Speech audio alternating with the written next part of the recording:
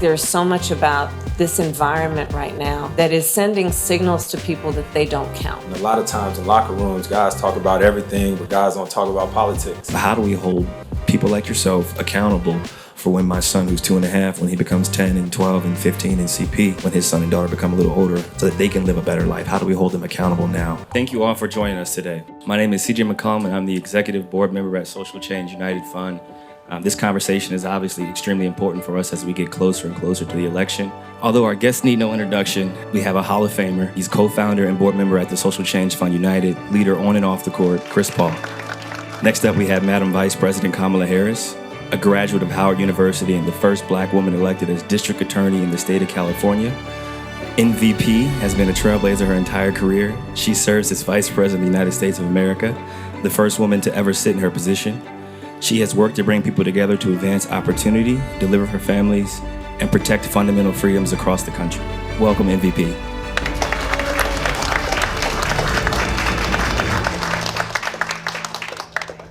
She said I could call her MVP, so don't think that I just did that on my own. Madam Vice President, you have a wealth of experience in policy and government based on your experience. Could you kind of shed some light on the disengagement amongst black men in the voting process and just kind of talk about ways in which we can improve our voting numbers?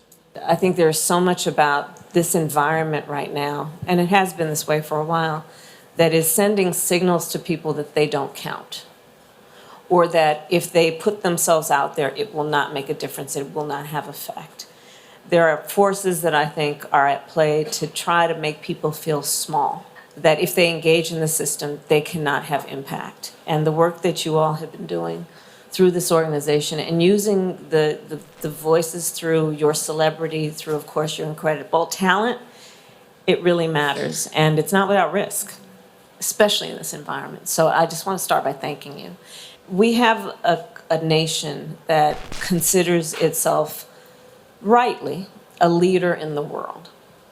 We tout ourselves as being the strongest democracy in the world, imperfect though we certainly are, and flawed though we certainly are. And in any democracy, as we define it, the people must have the power, and representation matters. It is part of the founding ideals of our country, the promise of equality, the promise of freedom, the promise of liberty for all.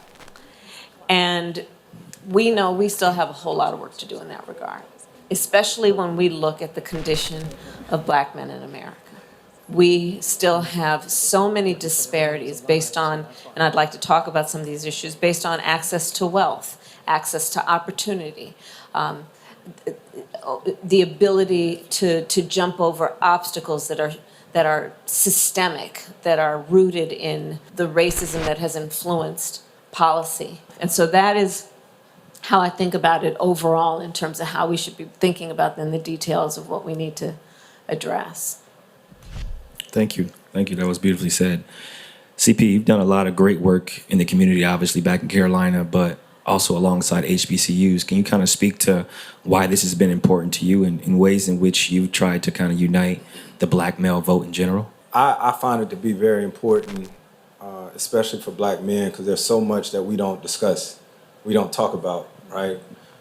You, like myself, have spent most of our adult lives in the NBA, right? And a lot of times in locker rooms, guys talk about everything, but guys don't talk about politics, right? And even in our communities, in the black communities, you don't grow up watching, CNN, Fox News, none of this. No one really talks about politics. So it was interesting for me when I turned 18 to go vote for the first time. It's so important, when you look here and you see all these black men here, because when you look at statistics, it's usually always women who get out and vote more than men. And so as men have to continue to get out and talk about these things and make sure that we're not too cool or just too strong or whatnot, to be vulnerable and to learn, because there's an education aspect of it that I think is very important. And so what is something that you can tell us, right, to help engage the black male vote? Because we try to do what we think we should do, but if you have any words of wisdom, we all are open to it. Your vote is your voice. Generally speaking, there are two groups of people who have power. those who write checks and those who vote. Because the cold-hearted reality of it, I'm sure everybody's been watching whatever, CNN or whatever, you know, the polling, right? And it'll say, well, these are the people who are going to vote. And so then people who are running for office want to pay attention to the people who vote, because the people who vote will elect them. And so they will seek out the people who are likely to vote. The high-frequency voters is what it's called. And will then ask them, what is important to you? Because I want to make sure I address that. The more you vote, the more people are going to pay attention to you. Right? And so there is that piece of it. There is the piece of it which is about also understanding the intent that very powerful people have demonstrated to make it more difficult for Black people, period, to vote. Look at it in terms of the court undid the strength of the Voting Rights Act, and we still cannot get in Congress the number of people that are necessary to pass the John Lewis Voting Rights Act and the Freedom to Vote Act, which would restore the protections to make sure that there would be, if any state wants to pass these laws making it more difficult to vote, they would have to have a high threshold to explain why it would not be a violation of people's civil rights. That's what the Voting Rights Act did. The Voting Rights Act, right, born out of all those folks who walked across the Edmund Pettus Bridge on Bloody Sunday, John Lewis and all them, my parents who marched and shouted for justice. We all come from a tradition of family members and people we know who fought for those things like the Voting Rights Act, knowing that without that protection, there were and continue to be an intent to make it more difficult for people to vote.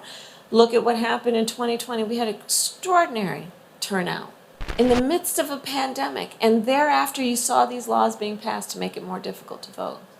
It scared people when the voters of Georgia, for example, elected Raphael Warnock to be a member of the United States Senate, a Black man from the state of Georgia going to the United States Senate.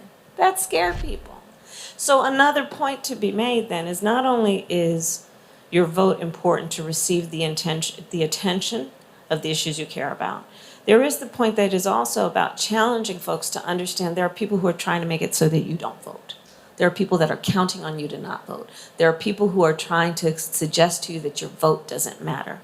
There's a history in our country of making it more difficult for you to vote with the belief that if it's made more difficult, you won't vote.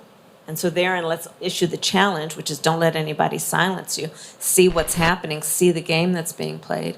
And then there is the fact that when you vote, the things that you care about matter. So we had record turnout, Black vote, and young people voting.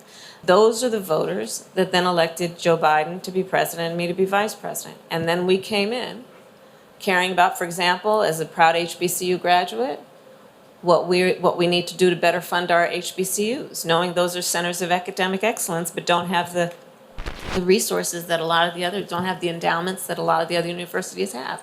We've now given over $16 billion to HBCUs because people voted and told us what they want. Joe Biden and I committed on day one to increase federal contracts to minority-owned businesses by 50%. A federal contract, if you get a federal contract, unless you mess that thing up, that is like yours potentially for life. Talk about a generator of intergenerational wealth.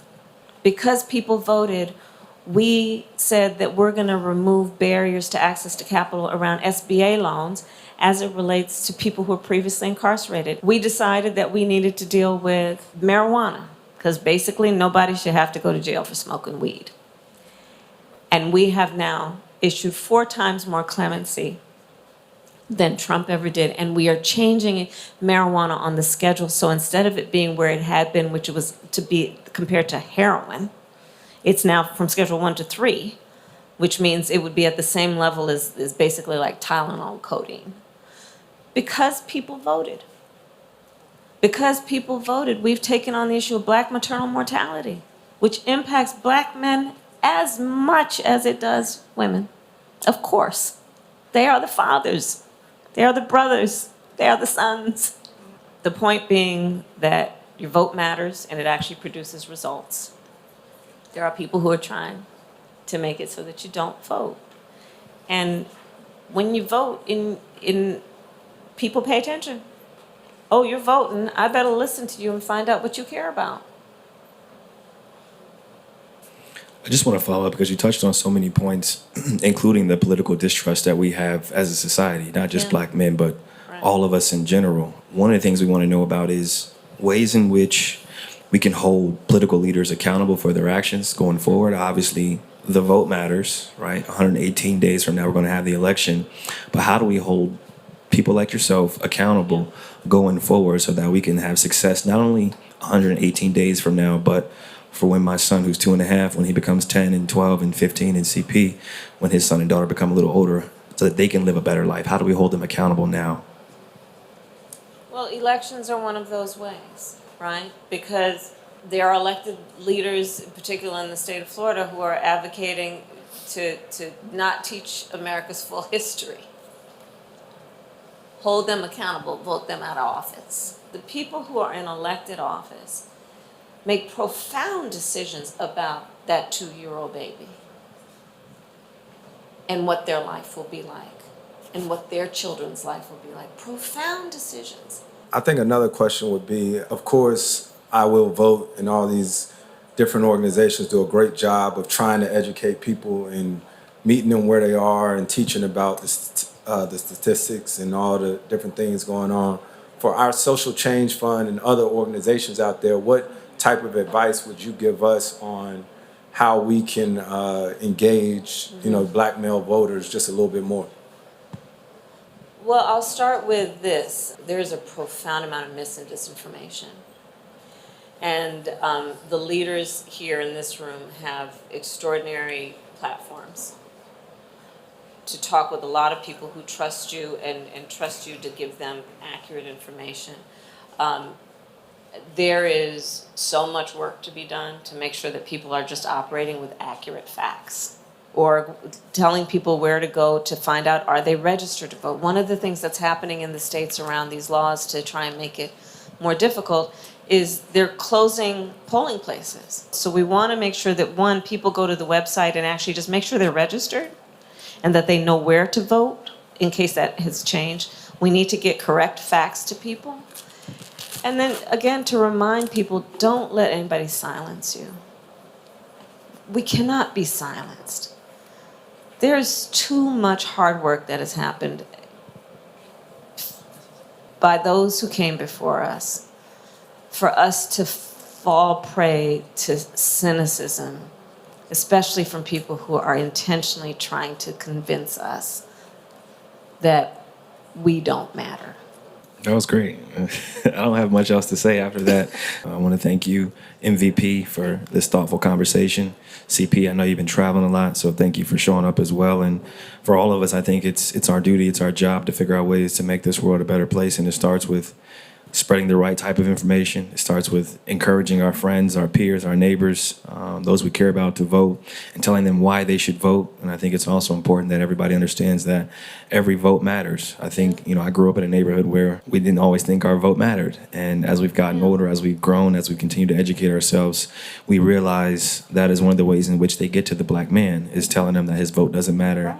We've showed that that's not true. And I think for us now as a society, we have to continue to have these conversations, this dialogue, and spread the right types of messaging. So thank you all again for coming. Thank you all. Safe Thank you, travels. everybody.